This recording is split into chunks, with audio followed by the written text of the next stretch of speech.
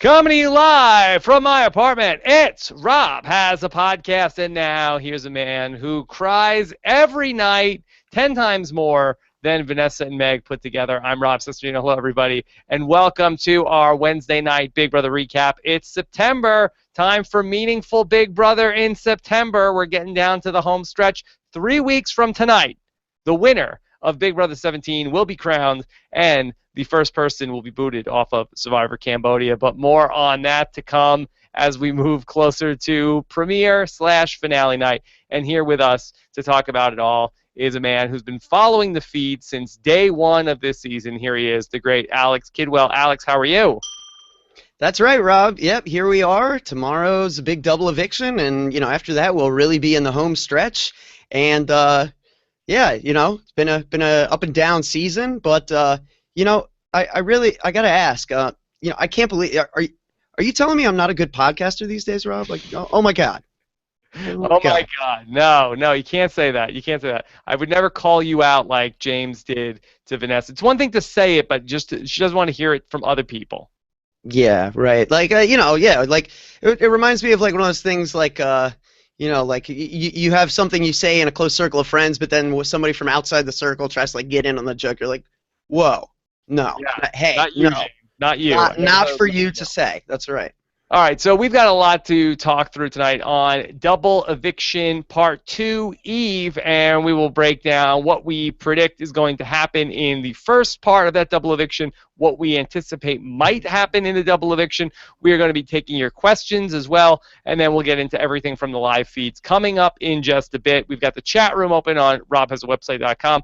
Plus, we'll be taking your tweets, hashtag RHAP. Scott St. Pierre is standing by, monitoring what you guys have to say on Twitter. And then, of course, also on our YouTube channel at robhasawebsite.com/YouTube. Of course, we will also be live tomorrow night, Thursday, for Double Eviction Night. Should be another good one.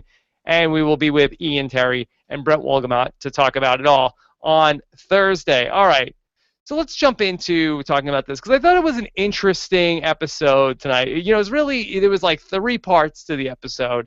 There was everything that was the fallout about the nominations with Meg and James learning about becoming on the block this week. Then we had a very long competition, easily 20 minutes in the episode, focused on the hide-and-go veto competition, which I thought was pretty fun as it played out on television. And then the final third was about finding the replacement nomination and culminating in the big confrontation between between Vanessa and James. I guess let's start there. Let's start with that, because I think that was really the highlight of the hour, where James gets called into the room with Vanessa. Vanessa, extremely bold, and we've seen that a lot this season, where the people that go up on the block, it's like, God forbid you say boo about being put up on the block, because it's like you go up on the block and then you say anything about being put up on the block, and the HOH says, whoa, I can't believe that you're saying this, because I mean, you weren't the target, but now you are, or I wasn't going after you, but now I am, even after that person put them up on the block. Is this a new phenomenon, or has this always been the case in Big Brother? I don't know if this has always been the case, but certainly in recent years, I think you've seen this more and more. And I think this speaks to, a lot of people were very critical early this season when you saw Johnny Mac not pushing back a lot when people were going to use him as a pawn. And, a lot of people are saying, like, why don't you push back a little more? Maybe you can get yourself out of being a pawn. But, right, like we're saying, the flip side of getting yourself out of, being a pawn is just putting yourself into the target seat instead. And if you truly are a pawn, there's ways you can ensure your safety. If you're changed to the target, it becomes a lot more of an uphill battle. So I think, I give John credit, at least where that's concerned, for pushing back but knowing when to stop and knowing where the line is, feeling people out to a degree where you kind of can find the spot where it's like, all right, they're set in their ways. I'm not going to be able to change their mind. So there is something to just kind of, going with the grain and not trying to fight the oncoming wave. Yeah, we're going to talk to Spencer Clausen. He's going to be on the show on Sunday night. And it's one of the things I want to ask him about. Of the people that have been the successful pawns in the game, I guess they go up on the block with the attitude, thank you, sir, may I have another? And then you go through it that way.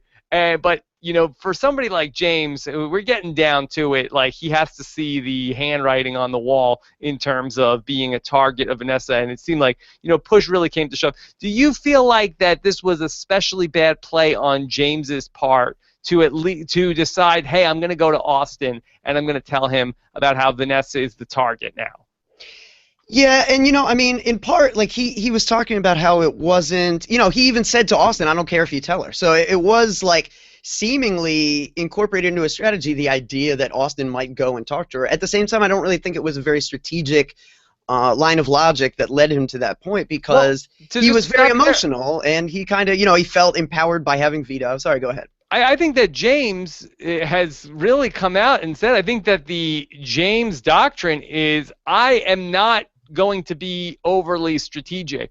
This is a simple game that if I want you out of the house, I'm coming for you. There's no cloak and dagger about it. And even though he is Captain Camo, he's not going to have any deception about his strategy. It's basically, I'm coming for you. If you're my target, there's no ifs, ands, or buts about it. If you're not my target, we're cool. If you are, then no hard feelings. I'm just coming after you. This metaphor only just occurred to me, Rob, or this comparison, but it reminds me a little bit of Ned Stark in King's Landing, where he's trying to play the honorable, straight-up game in just a snake pit. And it's just, there's no real logic to showing people your cards when they're playing so secretive. I mean, there is a degree of sense in, some of what James talks about. Like, there are elements, there are parts of people's games where we talk about maybe they're getting too cute, maybe they're overthinking this. James doesn't have that problem because he tends to stick to the most straightforward line of logic, and so he will often see things as pretty clear cut, but then he'll also get himself into trouble when he gets confused about maybe where lines are drawn and stuff like that. So he's like we talked about, he's not the best strategic player. It's certainly something where I think he might be in a position where he really needs to lean on comps going forward if he's going to go far in this game.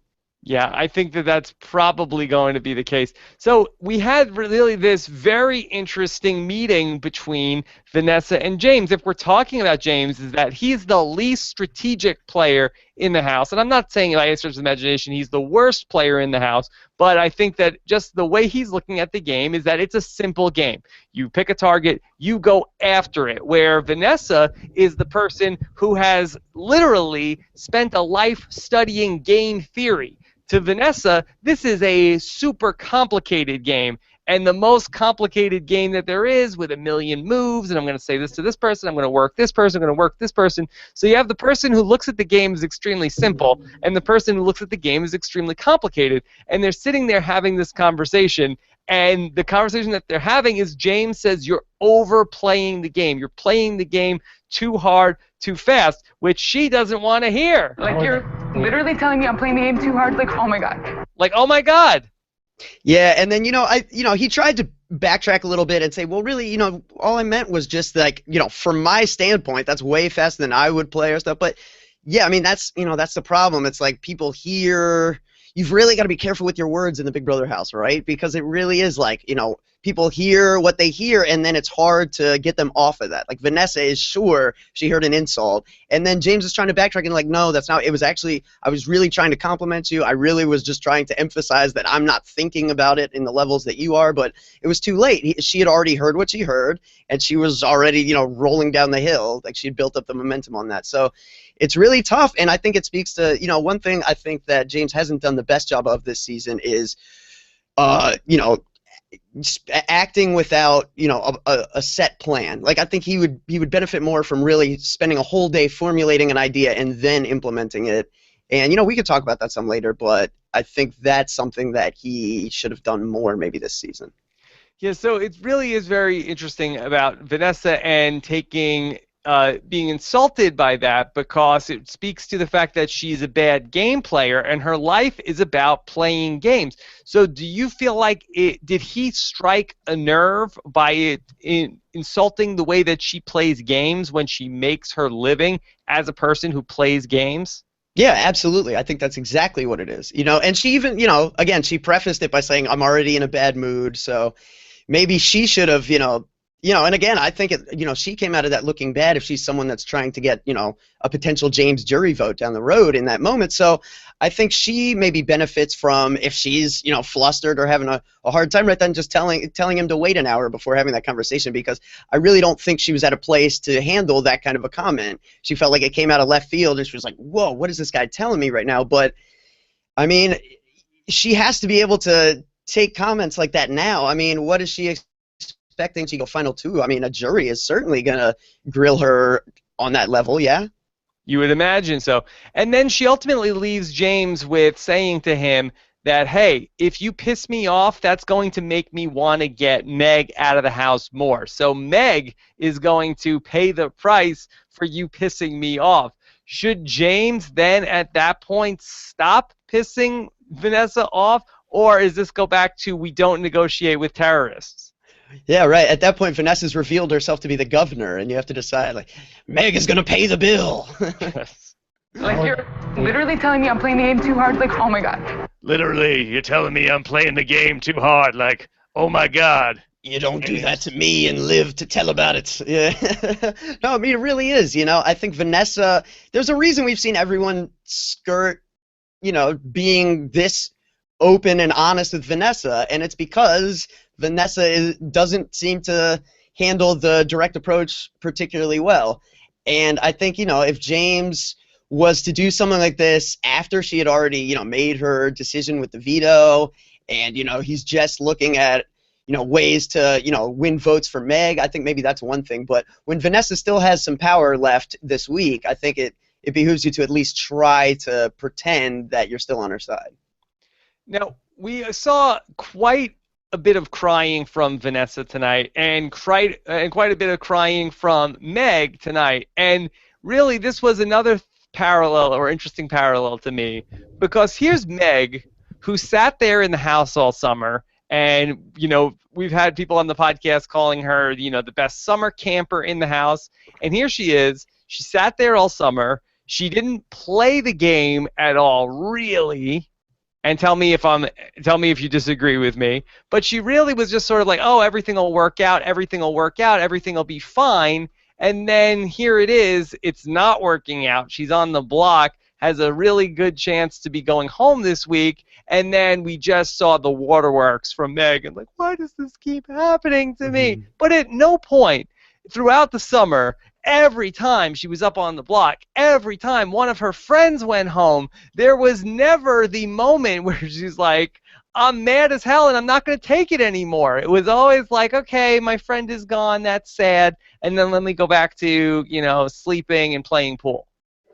Yeah, it's a shame, and I like Meg. She's sure, we all like Meg. Everybody likes Meg. I'm just saying that it's hard for me to feel bad for her, because she had so many opportunities this summer to change her lot in the house and to actually go out there and be trying to do something. And tell me if I'm being too hard on Meg, because I don't want to be. I don't want to be wrong.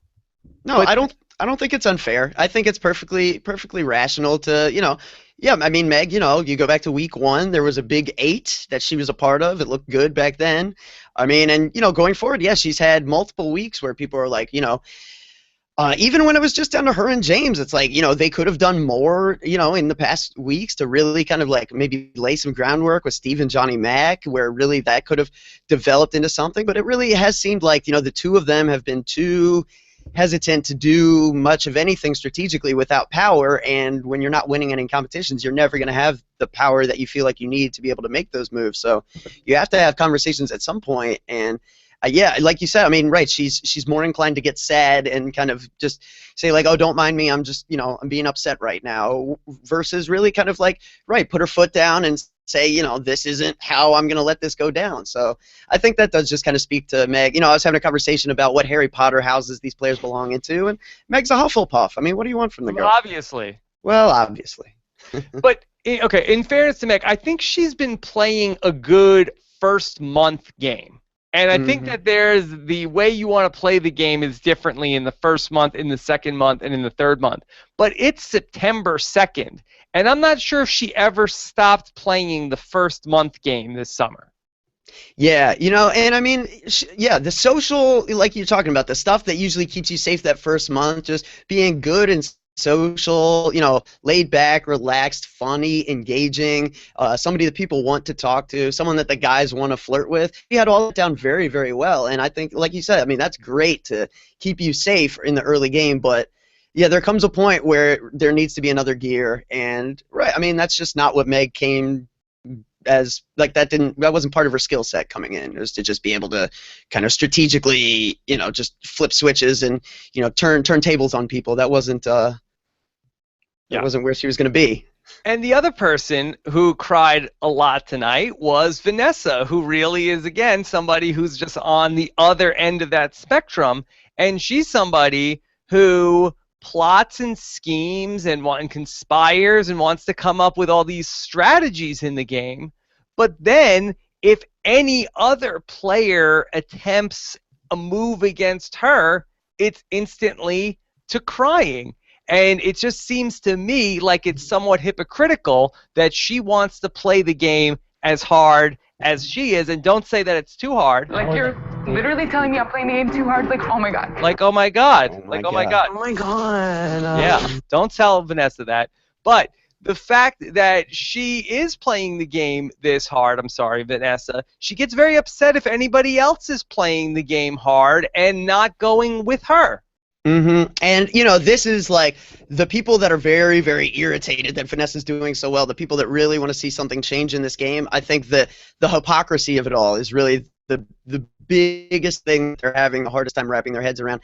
To me, I've always felt like being a hypocrite is a strategy that really is effective in this game. If you can create an atmosphere, and Derek did this last year, and Andy did this to a degree, I feel like a lot of the best winners are great hypocrites, You can create an atmosphere where this thing is taboo, the telling lies, being deceptive, this stuff is not okay, and that's what the culture in the house is, and yet you're doing it and getting away with it? Well, that just sounds beautiful to me. That just sounds like you're writing yourself a $500,000 check. So, I mean, is it hypocritical? Sure. Is it frustrating to fans? Yeah. But is it good gameplay? Hell yeah. But my question for you is Vanessa's hypocrisy, is it politicking or is it legitimate? Is she really upset about people who are doing things against her in the house? Or is it just that she just wants there to be an atmosphere of that is how she views the world and she doesn't want anybody to go against her from the is she playing a strategy that is hypocritical, or is she just simply being hypocritical? Right. The $1 million question of the season, Rob. I mean, this really will. This will be the $500,000. Stop it. The $500,000 question this season. Yeah. I mean, it will. It'll keep coming back to that until we get a definitive answer. And her diary rooms aren't giving us anything, really. So, I mean, it's hard to know. You see these moments, though, like this moment with James, where there's seemingly no upside to being rude to him, and you have to assume, because she's not giving us anything to the contrary, you just have to assume that this is a natural emotional reaction. As she said, she was frustrated after the veto. This is the worst case scenario. She's up in her bedroom. She's in a bad mood. She doesn't really want to talk right now. This conversation's happening anyway, and she just, she got mad. She got upset. I think plenty of people would do the same thing in that situation. The only difference is those people aren't, being talked about as some kind of strategic robot also. So it is hard to reconcile those two things. Because I don't have a ton of sympathy for Vanessa when she cries about, oh, I'm in the worst position. This sucks so bad. Why does this have to happen? And if that's how you're going to look at this, then don't try to win the HOH, because that is what the HOH is about here at the final 8 and when you have deals with everybody. So if you didn't want to be in this position, then let Johnny Mac take the HOH and you fall off, and you don't have to name a replacement nominee and you don't have to worry about it. But if you do want to play this game to win it, then you can't be upset about every little thing that happens during the week of being the final 8 HOH. Yeah, and I give it, maybe I'm a little more kind of passive about this kind of thing than most, just because watching the feeds for as long as I have, I feel like I'm getting emotional. Here we are, like almost day 80. I mean, what a marathon this is, and it makes sense. She's been cut off from, fresh air and people she cares about for so long that it's like every little thing does impact you more.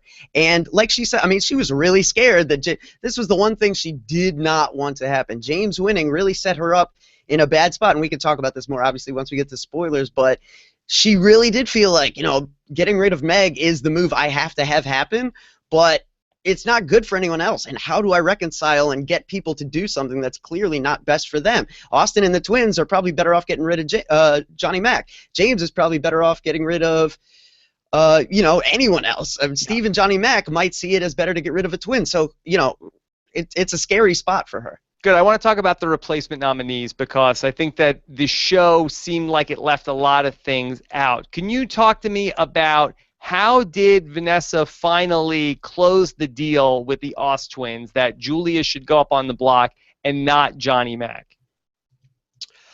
So ultimately, it really just came down to a lot of effective guilt tripping and just, really good kind of conversation about how Julia really hasn't brought anything to the table, how, like, Steve would have to go up as pawn because she just can't, do it in a situation where John goes up. And, gradually got to the point where I don't think Julia was really ever super willing, but as soon as she got those words out of Julia's mouth where, like, she was even the least bit willing to volunteer, like, that's all she needed. You know what I mean? So that does speak a little bit to the other side of the coin where it's like you don't necessarily want to offer those words of, yeah, I'll be the pawn, any degree of readily. It really is a tricky line to walk when people are talking about making you the pawn because, yeah, I mean, I feel like we could have a podcast just about that, how to navigate that situation, but it is interesting. Yeah, it is extremely interesting. And what about Johnny Mac in all of this? Was he also working on Vanessa as to why he shouldn't be the pawn through all this?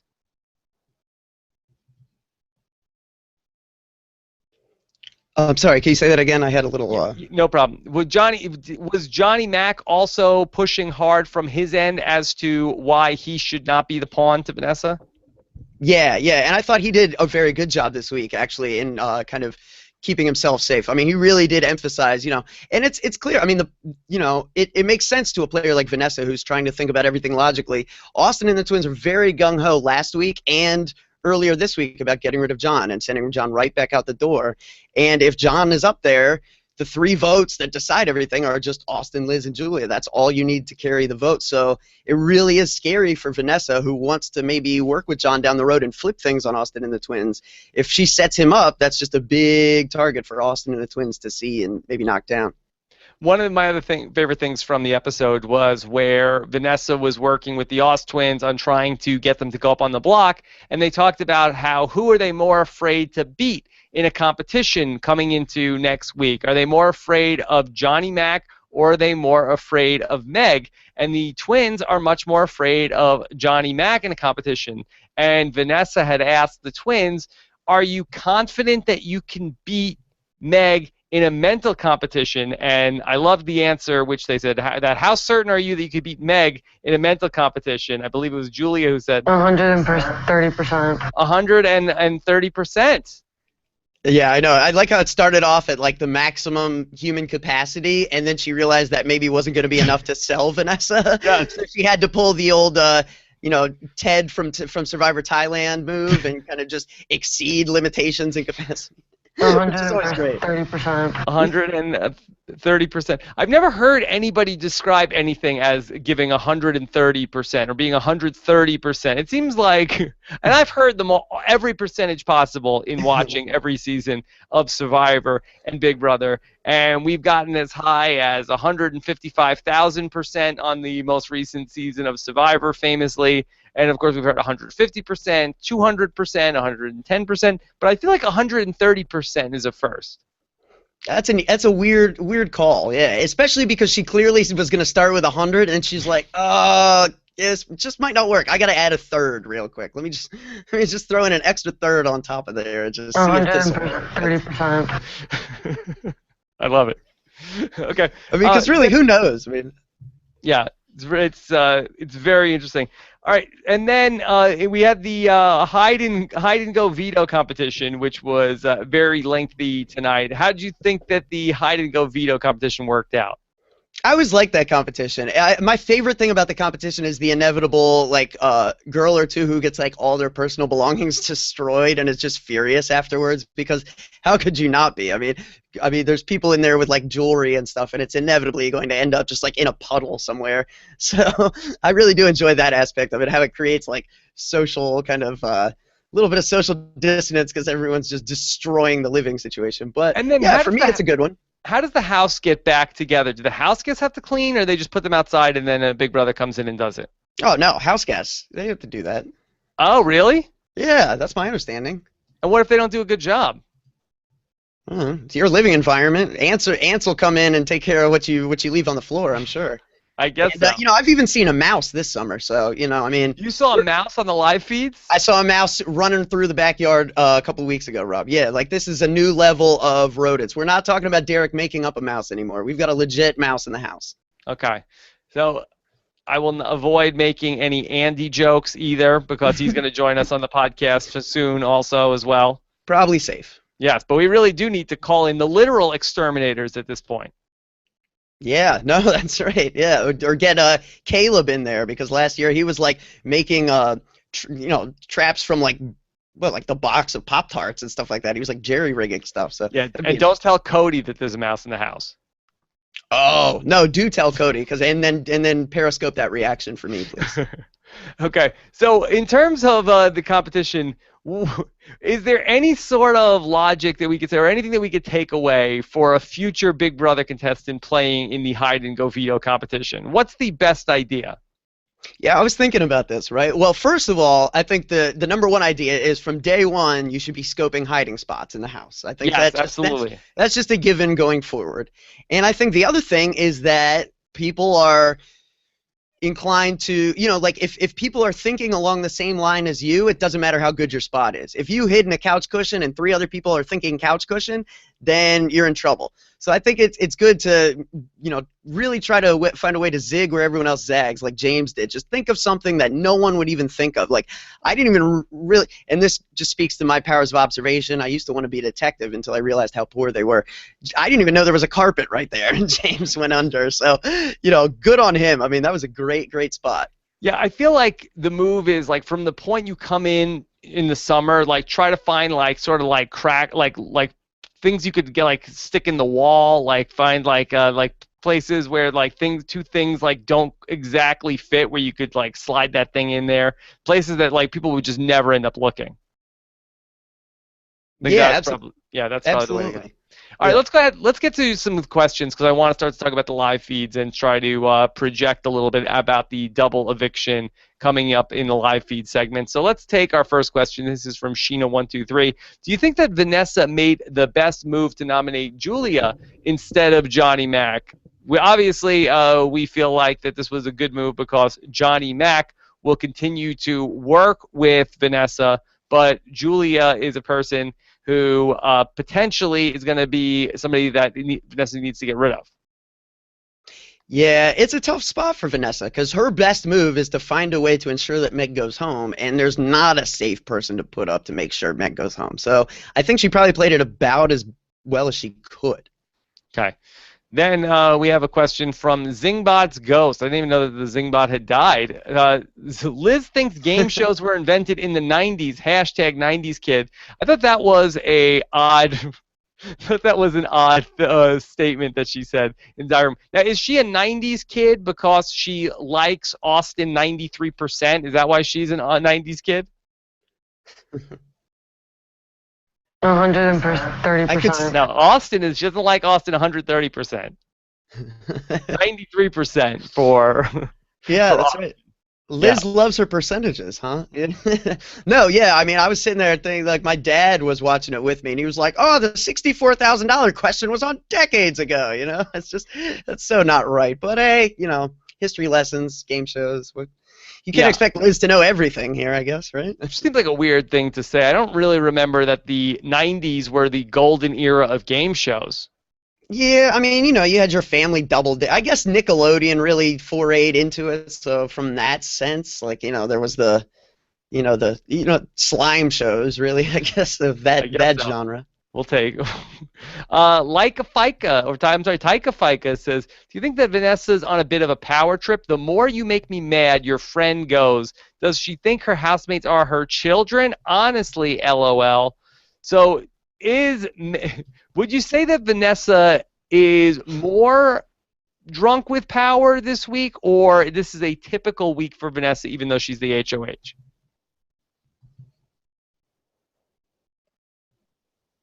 What do you make of that?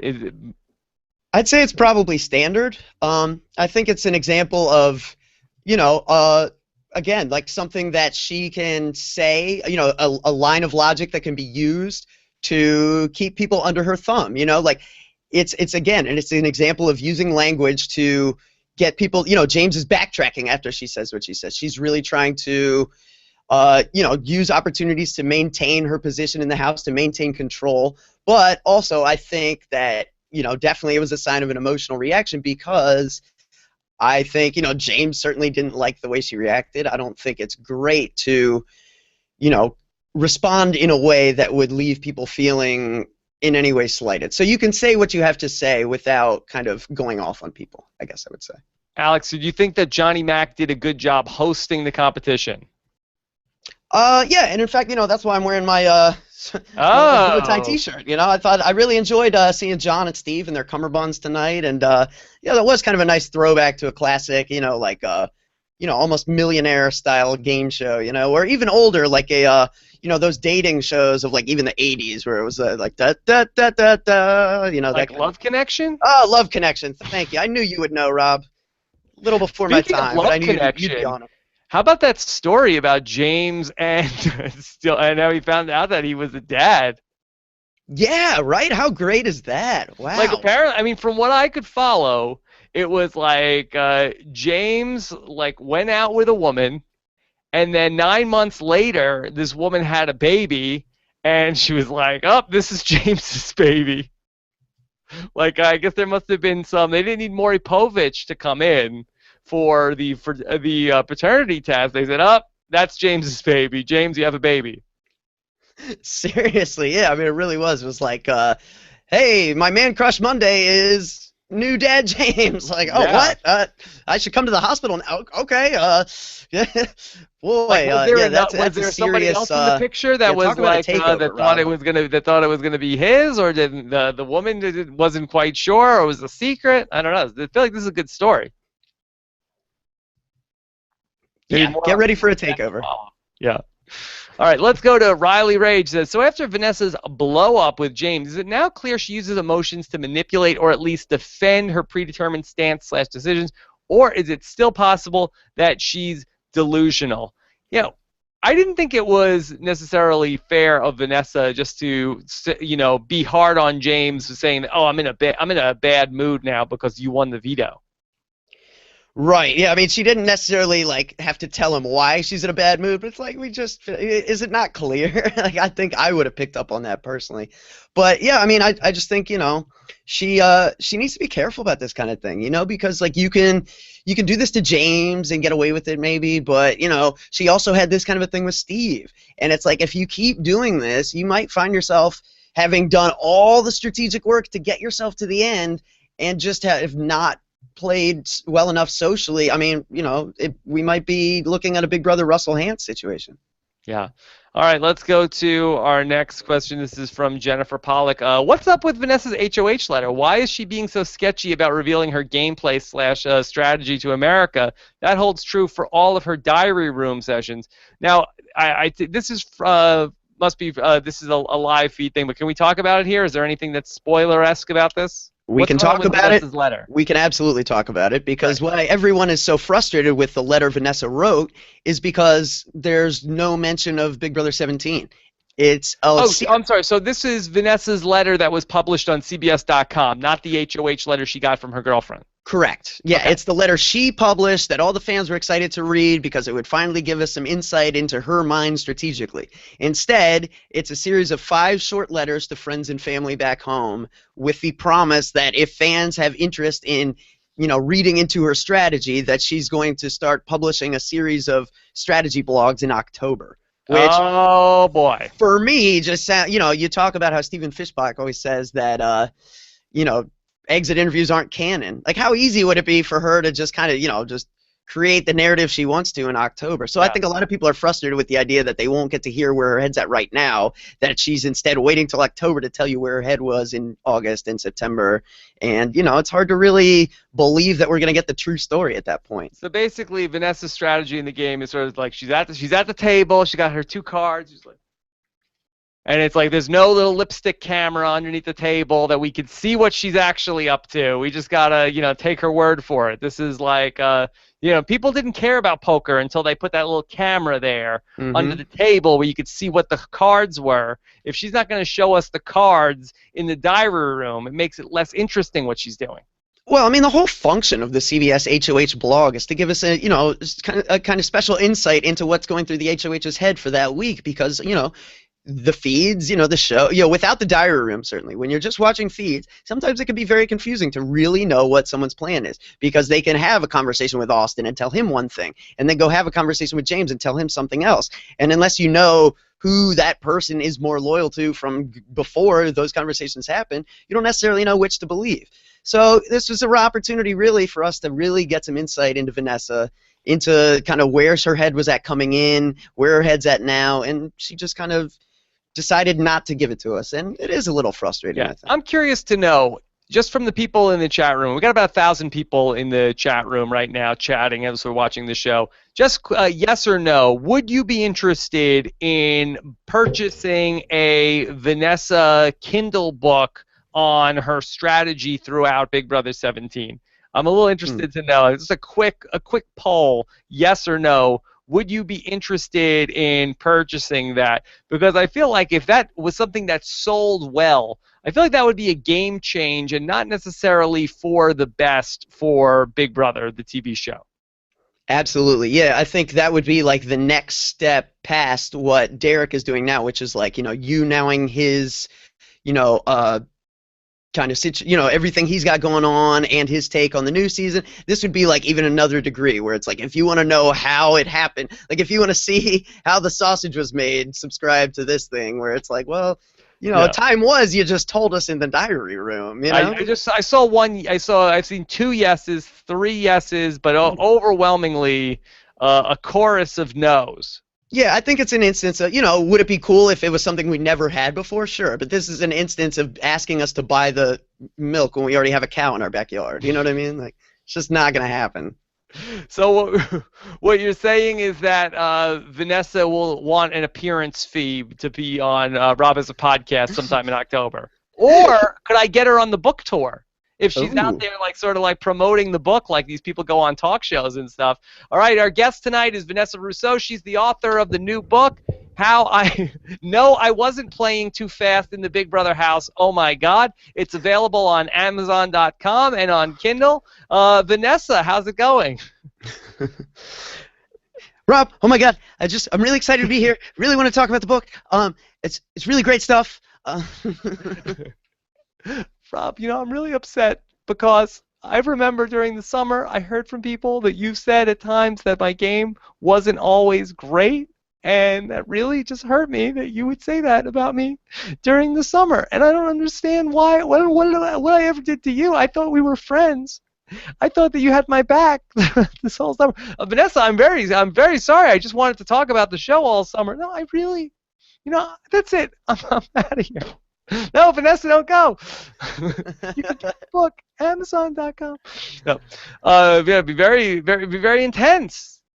Yeah, for sure. It's definitely a different thing that we're seeing. And like you said, no, I don't believe it's good for the game. I don't think that fans are going to be overwhelmingly behind this idea. Will any of the other house guests from this summer be publishing ebooks about their strategy from the summer?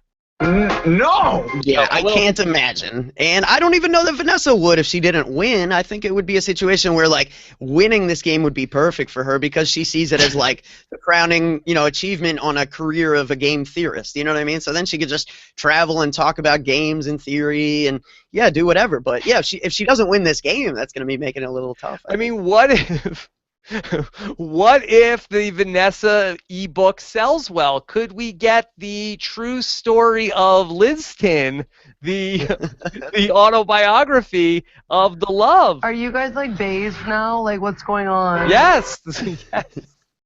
Austin and Liz. Can Yeah, you imagine them on the cover of the book? Yeah, what's that on your neck? A true story. Yes. What's that on your neck? Oh my God! I mean, that might be the Austin and Liz book. That might be like a 50 Shades of Grey. Well, if it comes together, I'm sure the signing will be in your area, Rob. So Not you can let me know suitable. how that plays Yeah. out. Not suitable for all audiences. Yeah. No. Okay. Let's go ahead and get the Nicolette Wadzinski says, why is everyone in the house so comfortable with having the threesome of Austin, Liz, and Julia together? Yeah, this has been, for a few weeks now, this has been the overwhelming sentiment outside of the house. I don't understand why these people can't get rid of the solid threesome. Vanessa's in the spot right now where she's in the middle of the group, so it's not the greatest thing for her to take a shot at one side when she can, kind of essentially remove Meg and stay in the middle. Everyone else it would be good for, but, I don't know that they necessarily see that. They all think that there's going to be more opportunities down the road, and they're not totally wrong. This is a game of numbers, but it's also a game of, like, the head of household determines who goes home. So even if you control the votes, you don't necessarily control the two nominees. So it's not like the be-all, end-all if one of the twins doesn't go this week, but they're certainly running out of time. Okay. Let's go to Lisa Michelle. If Vanessa makes it to Final 2, what will her speech need to sound like? Will she own her manipulation? And I think this is something interesting that we started talking about on Sunday night. If Vanessa does not drop the act in the Final 2, is she in danger of not winning? You talked about how Derek was hypocritical at times in the Big Brother house. You talked about how Andy was hypocritical at times in the Final 2. Andy was up against Gina Marie and in the Final 2, and so there really wasn't a viable alternative to him in that Final 2. Derek didn't really have a viable alternative to him in Cody. I think probably better than Gina Marie, but I don't know how palatable that was to the other people in the house. But if, say that there is a palatable alternative up against Vanessa, what would she have to say to get people to vote for her?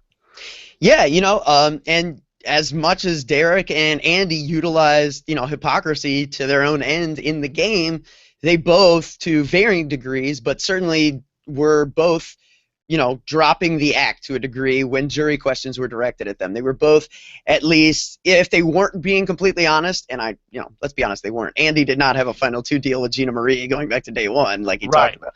But they at least came off as contrite, honest, thoughtful, like they were dropping the act. They were ready to say things like, yeah, I had to get rid of you before you got rid of me. Yeah, I saw you as a threat. I had to take you out. These are the kinds of, honest disclosures that we haven't seen at all from Vanessa yet, that she would have to give people for them to feel good about, giving her the win. Because, people always talk about, like, yes, a lot of times, true fans and people who are on the show, they want to reward the best player, but nobody wants to reward someone that they don't feel good about as the winner of their season. They're going to always be synonymous with Big Brother 17.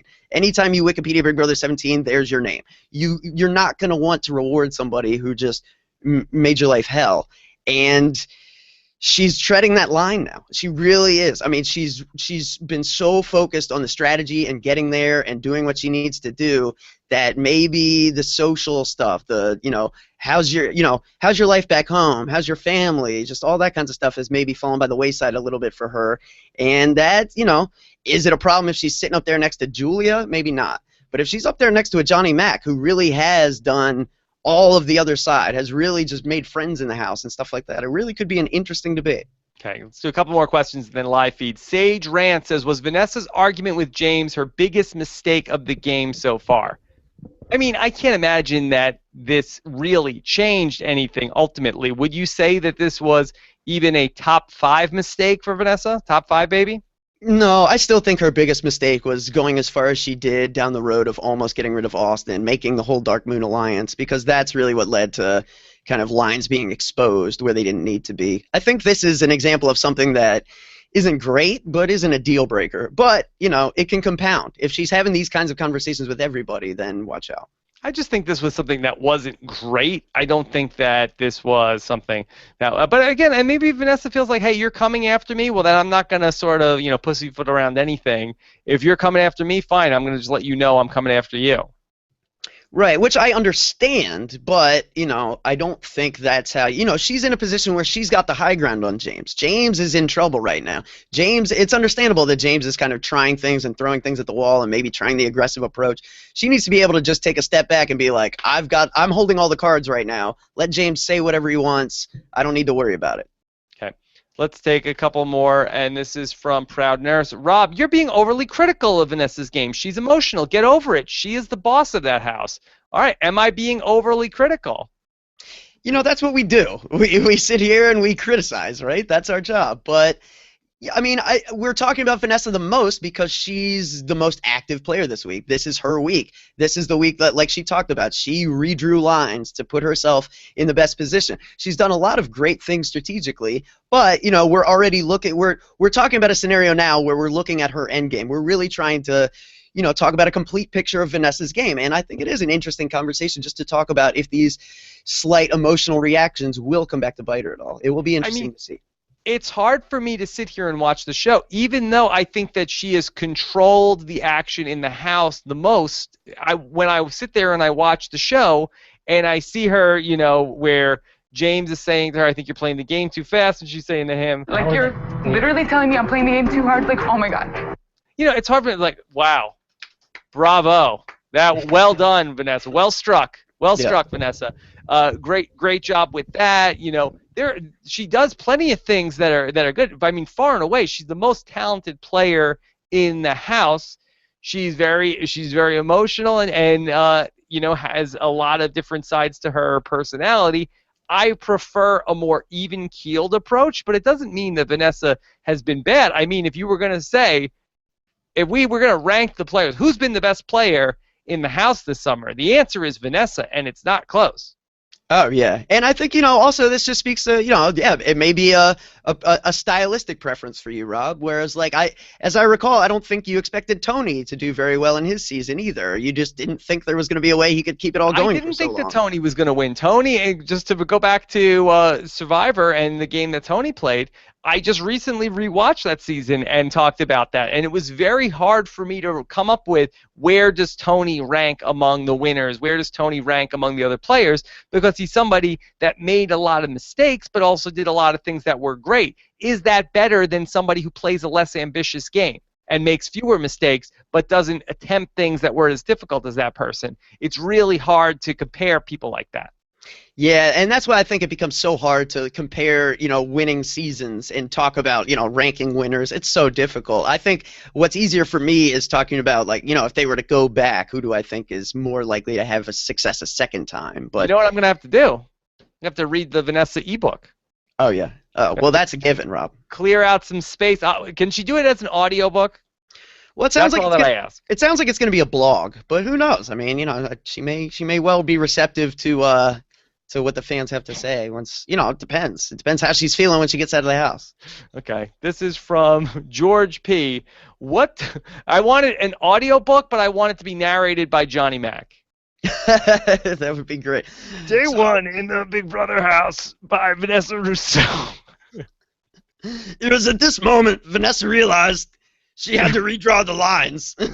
No, it's the first person. The whole thing is in first person. Oh, okay. I like that. So then Johnny Mac came up to me, and I said to him, Johnny Mac, I think we need to work together. And I was like, whoa.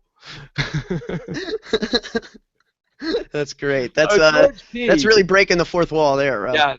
What does evicting Meg put in Vanessa's resume for the final two? Well, Meg's the mastermind. She's the master Meg. The Master Meg, that's right. This is just an example. Vanessa's resume is well built. She's done everything she's done so far. She's made very sure that everyone's aware of what she's done. I think she's done a better job than anyone of just kind of clearly stating throughout the course of the entire game what she's done, who she's been, how she's played. And whether or not what she's saying is true, she's done a good job of reinforcing it and reiterating it throughout the course of the game, and that's helped set her up with a position where, you know, her resume is the one where no one is confused about what she may have done this season. All right, one last question before we get to the live feed. So, What Up 5 says, how screwed is Vanessa for the double eviction? Is everybody targeting her? That we will talk about in the live feed portion of the show. If you're going to drop out here, we'll be back on Thursday night after the live eviction to talk about who goes out first, who goes out second, who is going to be the HOH. Probably the competition will be ongoing as we're doing the show on Thursday night, but it's going to be a fun show just like after the last double eviction. So there'll be a lot of stuff to talk about on the live feed. So let's go ahead. Let's set it up. Let's do this. The Office of Civil Defense has issued the following message. This is a spoiler. Warning. A spoiler. Warning means that an actual spoiler against this country has been detected and that protective action should be taken. Yes, all right. Spoilers. Here we go. I'm so ready for the spoilers. I am more than ready. 130%. Yes. Okay. All right. Let's talk about this. The person going home tomorrow night is. Well, we've got a day. Things could still change, but as of right now, it's going to be Meg. Meg. Okay. Is there any chance? I know there's not a 130% chance, but is there any chance that this changes overnight? There is a chance. In fact, it was only within the last hour that Steve has been whispering to himself a little bit. I know, the twins need to be split up. I know, jokers, stuff like that. So those are the kinds of things that, like, Steve saying to himself makes us wonder if he's going to get the ball rolling to some degree within the next 24 hours. All right, well, what would the plan be if Steve wants to get one of the twins out? Flip. Him and John need to flip, and the three of them with James would be able to evict Julia, and then they could. Is Johnny Mac on board with that? Because 2 doesn't get it done. This is the thing. A conversation would have to take place that hasn't yet happened between Steve and Johnny Mac, where they kind of come to an agreement and decide that's best for their games. At different times, they've each considered it. Johnny Mac, a few days ago, I think, was thinking about it, and then some stuff happened last night, I think, that in part contributed to him getting off of that. But then Steve is now kind of, just really piecing together the idea that, even though he has not had any kind of relationship in game with James or Meg, and even though he's got a clear deal with Vanessa and the twins like him and want to work with him, like we said, I mean, it's almost coming down to numbers at this point, where it really would be very easy for him and John to flip, take out Julia, then him, John, James, and Meg. All 4 of them are playing an HOH against only Austin and Liz on the other side. I want to throw up. Now, what's the holdup to this? Why aren't they doing this? I mean, all week people have been screaming, why don't they do this? Who's against it? Well, I think the biggest factors that have kept it from happening have actually been people not involved, which would be Vanessa and Austin. Austin has done a good job in recent weeks of really buddying up with James and endearing himself to James, and it's to a point where James seems more willing to work with Austin than John and Steve, even still, which seems to defy most logic, but it's a testament to the job that Austin, the twins, Vanessa have done to just keep these 2 groups of 2 separate and not allow them to compare notes. We are at a point in the game now with 8 in the house where no matter who you are, you should have a pretty good idea of where everyone is at any given time. It's really hard to hide now. When there was 15 people in the house... What if you're Captain Camo? There could be secret conversations that, well, Captain Camo's a rare breed. But, there could be secret conversations in the house happening, and there's just no way to know. There's too many people. There's too much going on. But at this point, if you're in the kitchen, it's pretty hard not to know what room everyone else is in because there's so few people. So it really has become a point where it's like, James and Meg try to have some conversations, and Julia kind of comes in and breaks it up. There really hasn't been a moment where all the kind of catalysts that need to come together have done so in the same kind of span of time. Okay. Talk to me about the megaphone people that came by the Big Brother house, and how has this changed anything? All right, well, I'm going to go ahead and just apologize to the fans right now if I get a little ranty here, because this is something that upsets me more than anything that happens in the Big Brother game. Zach Ranty, yeah, absolutely. And, I've been going back and forth with the guy who did it on Twitter and just telling him that he doesn't speak for America, so he should stop acting like he does. Wait, the guy is on Twitter who is the megaphone person? Oh, yeah, it's, I'm not going to say what his name is because I know this is a plea for attention, and I don't want to give him what he wants, but, like, I mean, to me, it's just, it's crazy that it's first of all, it's the same guy who did it last year. It's crazy to me that this could be, I mean, granted, how do you stop someone from just speaking into free air, like, how do you make that against the law? I guess. Where do they go? There's somebody. They're like outside the compound on the megaphone. Yeah, apparently there's like a public sidewalk that goes behind like the CBS lot where it's just not too far. It's not like right behind the backyard, but it's close enough where you can hear. And so if you're kind of over there at the public sidewalk with your feeds up, you can see who's in the backyard and wait for the moment when the people you want to hear your message are in the backyard. And we can't just have like a PA on a folding chair over there? Yeah, I don't know. I mean, it did sound the message looped twice, so it did sound like it might have been pre-recorded, but I don't necessarily know how it happened. I did hear it, and what did the megaphone person say? So, word for word, the quote was, "Vote Julia out. America wants Julia out. Austin and Vanessa have deals with everyone," and it was repeated twice. Oh my God. However, and this speaks to why this is not a good idea, even if you think it is, Meg, James, and J. Mac heard Austin wants Julia out, and this led Johnny Mac to start thinking that it's a setup, that if he votes to get rid of, that Austin might be trying to frame him to vote against Julia, and then he would, like, pin the flipping of the vote on Johnny Mac. And so it really got Johnny Mac it got his head turned around the wrong way to the point where something he may have considered he got further away from, in my mind. So to me, it's like, to me, this is like akin to like, a pro football game where someone throws a pass, the receivers like break away going for the touchdown, and someone just leaves the stands to tackle him because he decides he doesn't want that to happen. Mm-hmm. I mean, to me, you have no place. All right, so we have to make this right. Is there any way that we could get now? Liz and Julia have a third sister, correct? Yes, that is my understanding. Shouldn't we make this right? Shouldn't she get a megaphone also so she could go outside the house and be like, "Vote out Meg! Save Julia! America loves Julia!"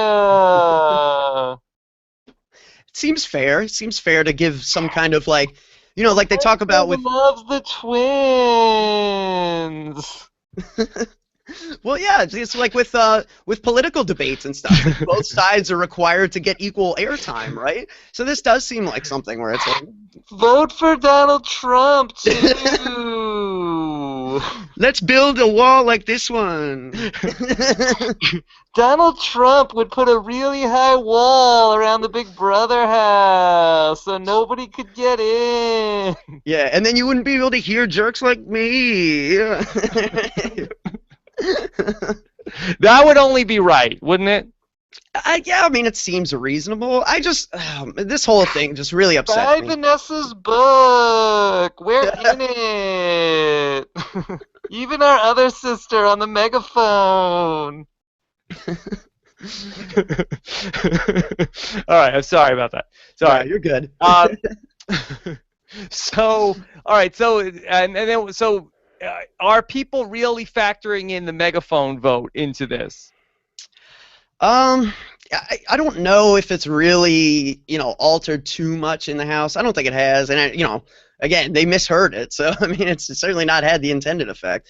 But it just bothers me, Rob. It really does. I know. All right. What are you gonna do? All right. So, okay. I mean, so give me a percentage then. So, what are the chances that Johnny Mac and Steve? I mean, you make it sound like it's unlikely. It is unlikely. Yeah, I just think this is a situation where, like I said, Vanessa has done a good job of kind of making Steve and Johnny Mac feel indebted to her this week. Johnny Mac was really worried when he came right back in the house that most anyone would win HOH if it wasn't him, and he would just go right back out the door. It was a really pleasant surprise to him that Vanessa wanted to keep him around and work with him. Steve is really excited that Vanessa wanted to give him a second chance after their huge blow-up and that she wants to seemingly take him to Final Two. So that's really what it comes down to. James and Meg have never had conversations on a strategic level with Johnny Mac and Steve that make them think that the grass is any greener over there, whereas Vanessa has done a great job of kind of placating them, stroking their egos, and convincing them that she's got their back. Yeah. So, in terms of tomorrow night, now this is very unusual, right? Because the house guests don't know it's a double eviction, correct? Correct. Yeah, most of them are expecting it for next week. They're all talking about it, but they're talking about it for next week. Okay, so how do you think this plays out tomorrow night? So we have the first vote. Do you think they'll figure it out during the day, right? It's possible. I mean, they already have a comp for practicing in the backyard. So They just I mean, think it's the HOH competition. I think so, yeah. But then again, they told Vanessa to practice, so that that would make me suspect. You know what I mean? Okay. Very interesting. So is that for the second HOH then? That's my guess. We don't know for sure, but my guess would be like the first head of household, maybe a questionnaire, followed by clown shoe, because we already got the the two POVs for double eviction. I feel like are the puzzle, the board maze, which we already had, and clown shoe. So I feel like we're gonna do the clown shoe competition, and then I would guess that this comp they're practicing in the backyard, which is a big ramp, they're rolling balls down, like they've done in the past. My guess is that would be the second HOH. Okay. So what do we expect to have happen? So let's say James wins the HOH. He's going to go after what, Vanessa and Austin, and then put them up on the block? I think he's more likely to put Vanessa and Liz up. I think he has a bromance kind of deal with Austin that is a bit of an underreported story on the show. All right, so let me just get down to brass tacks here. If Vanessa was up on the block, is there anybody that she would be up on the block against where the house would actually send her home tomorrow night? I don't think so. I don't really see it. And just based on who would possibly be going up with her, I really don't think anyone would even put her up except for James. Okay. Yeah, that's going to be very interesting to watch, because even if she goes up on the block, then I don't think she's going to go out. So who seems the most likely to go out in the double eviction? Do you think that the house would then finish off the job and potentially take out James if Meg goes out in the first part? I think it would be either, you'd be looking at James if a lot of people want, or if Austin or the Twins side won. I think a lot of other people, though, would be ready to make a move and just go ahead and put up Liz then. Liz and Austin at the same time. Yeah, and the house would vote out Liz? My understanding is Liz would go in that situation almost every time. I know Steve is planning on targeting Liz and Austin. I think Johnny Mac might actually put up both Twins. But, I think everyone who's not Austin and the Twins would do some combination of Austin and the Twins. If both Twins were up for eviction, who would go home? Liz. I think in any situation, Liz is looked at as the fulcrum link between Austin and Julia. Vote. That fulcrum vote. That's right. Fulcrum vote. Liz. Yeah. All right. What else from the live feeds? Let's see. So also going on, just, a little bit of a lot of people just wanting to see Meg kind of campaign, kicking into high gear, but it's been a little frustrating, a lot of sleeping and downtime. And today, the one person I see her campaigning to is James.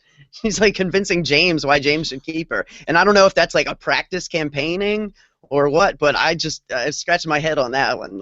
You don't need to spend time on James right now. He's the one person you actually don't need to be talking to. Grandma gets cranky sometimes. Yeah. Yeah, I think Grandma gets a little confused. Grandma gets confused sometimes also. What Up 5 says, how screwed is Vanessa for tomorrow's double eviction? Is everybody targeting her? No, it sounds like she's going to be fine.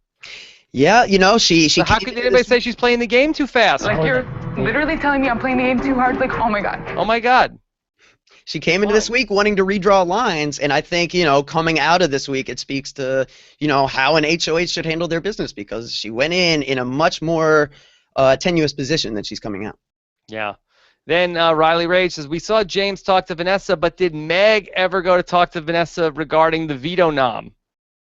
Yeah, they had conversations, but it just never really was very substantial. It always felt like two people BSing each other. You know what I mean? And that's just part of the problem, where it's you don't want to say too. Vanessa has created this kind of fear where it's we can't say too much to Vanessa or it'll become a problem for us. But when Vanessa said of household, if you don't say anything, then you can't blame her for just putting you up outright either. So it really is a tough spot when you're not when she's created that kind of dynamic, and then she holds all the power, and you're on the wrong side of it. Yeah, that's tough. One last question tonight from the feeds. Javier Warren, is there a chance that Johnny Mac and Steve would flip the votes once they find out it's a double eviction? We started talking about this on the voicemail show. Is there any chance that you think that would accelerate this move if they're on the fence about it? That, hey, double eviction, all right, lock that in. We're gonna take out Julia tomorrow night. It's a very interesting question. Yeah, I really liked, when you guys were talking about it on Monday, I really thought Jordan's answer was pretty astute, where he said he just doesn't see Steve as the kind of personality to make that bold move in that knee-jerk moment. I think it's possible from Johnny Mac, and I just, there's no way to know until we get there and find out, but I wouldn't hold my breath. Okay, Scott's got one last question. Kevin Paul, Derek said he didn't reveal too much in the diary room because he was afraid of production's powers. Can Vanessa be thinking the same thing? I think that's possible, and I think, I think there's a lot of reasons now in hindsight why you wouldn't want to, be too overt in the diary room, and I think it's kind of a shame. And I think, people with megaphones could be another reason, It's like the more you give away, the more you have to worry about, and I wish it wasn't this way. The more you give away, the less that you have for the book. And if you want the full story, read Vanessa's ebook. Yeah, Tricks of the Trade. Yes. Full House, the story of how Vanessa royal flushed the competition in Big Brother 17. Yeah, the unauthorized, unabridged BB podcast. Yeah. Or book, rather. All right. Great stuff tonight. Very fun show tonight, Alex. That no guests, but who thought we would run out of stuff to talk about? Not us.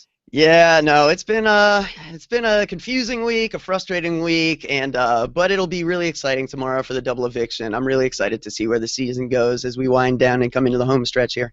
Yes. All right. So very, very fun stuff. Looking forward to the double eviction show and the double eviction recap coming up on Thursday night. That's going to be at 10:15 p.m. Eastern time and 7:15 p.m. Pacific if you're watching on the East Coast streams. Also, be on the lookout for football in case Big Brother is not on at its usual time and network on Thursday night because of preseason football on CBS. That's something that's happening and is going on in a lot of different markets, so be on the lookout for that. So looking forward to the show tomorrow night. By the way, you could get the jump on Vanessa's ebook by using our links for Amazon.com. We always appreciate that. Rob has a website.com/Amazon is a great way to help support the podcast and do all of your shopping for all sorts of ebooks and all sorts of other anything you need, whether or not they are books written by Big Brother contestants about their strategy in the house. Rob has a website.com/Amazon. All right. So that's going to do it for us. We got a fun Survivor off-season podcast that I did yesterday where I quantum leaped through Survivor history. If you want to check that out on robhasawebsite.com. And otherwise, we'll be back on Thursday for more Big Brother. And then Alex and I will get back together on Friday to talk about what went on overnight on Thursday in our Friday recap podcast. All right, everybody. Have a great night, and we'll talk to you again soon. Take care.